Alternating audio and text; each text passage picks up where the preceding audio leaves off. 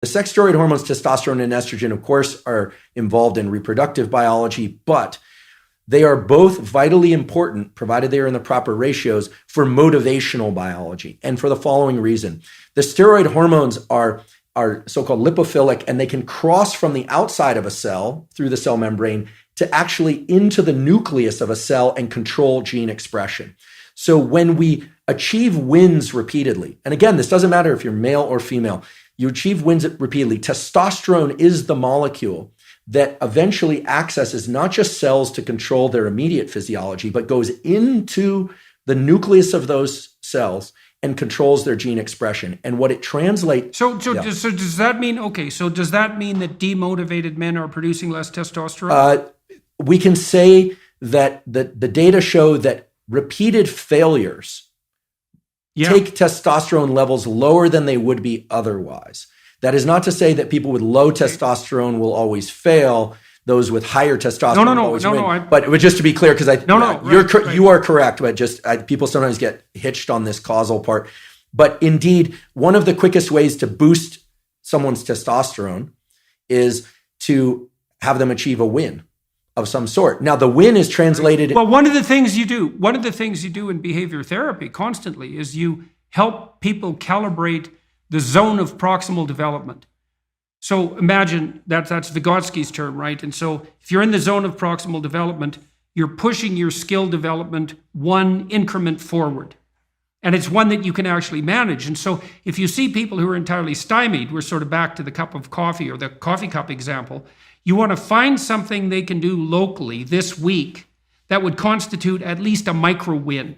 And you just keep, and if you talk to someone, you say, well, why don't you try cleaning up your room? Because it's a complete catastrophic nightmare. It's a good place to start. And this is often the case with people who are really demoralized and whose life is utterly chaotic. And maybe they come back later and say, well, I had one client, he just had a child, and he didn't want to mess up this child, but he was living at home. He was like 35 years old. He had a child out of wedlock by accident, but he didn't want to be a useless father. And he was very afraid he was going to be. And he had good reason to. Like, he still lived at home. He lived in his high school bedroom, and it was a complete bloody mess. He was living like a 12-year-old, a bad 12-year-old. And so I said, well, when was the last time that your carpet was vacuumed? And he said, well, sometimes my mother does it, but it's probably been months. I said, well, why don't you just bring the vacuum cleaner into the room and just vacuum your carpet. That'll be your task for this week. And I knew that was a bigger task than you might think, because he'd been in that room for like 18 years and it was a mess. And so cleaning it up at all was a big deal.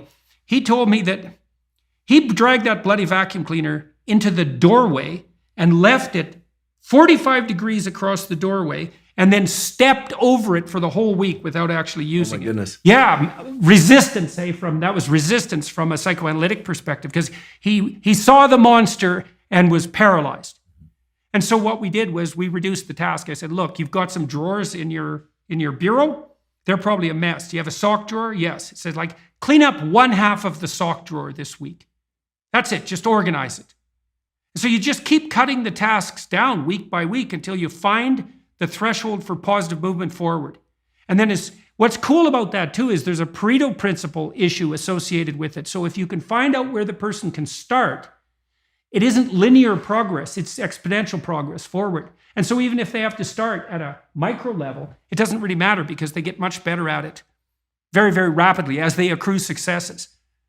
Maybe that's because they're learning in the way that you described. Okay, so back to the gene regulation. It increases testosterone, the wins. Yeah, so testosterones are associated with wins. Do winners tend to be able to win more? There's some, et cetera. But, if we want to bring this into the common world, a few years back when I started doing some public-facing education, I started getting a lot of questions, especially on YouTube, from young males about pornography and masturbation. And this becomes very relevant here. We have to remember that this dopaminergic system is generalizable to many different behaviors, right? Academic pursuits, sports pursuits, relationship pursuits. But fundamentally, it was, again, I wasn't consulted at the design phase, but fundamentally it's tacked into the adaptive survival behaviors. And every species, including ours, has at least two major motivations, which is to protect its young and to make more of itself, to make more young at some level.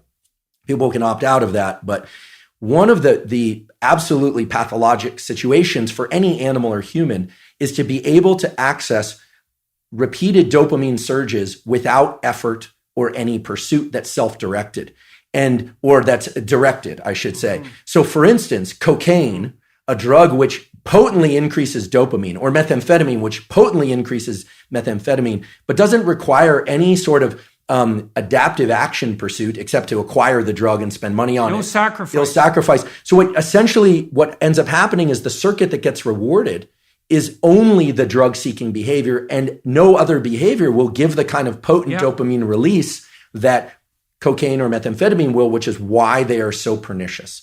Now, likewise, Right. I'm not... Well, plus they have that powerful reinforcing effect, right? So not only do you get that kick, but what's reinforced by the dopamine release is the behaviors that were right prior, particularly right prior to the ingestion. And if all that is the drug-taking behavior, that's all that develops. That's right. You build that monster inside your head. That's right. So I can see where you're going on the pornography front. Right.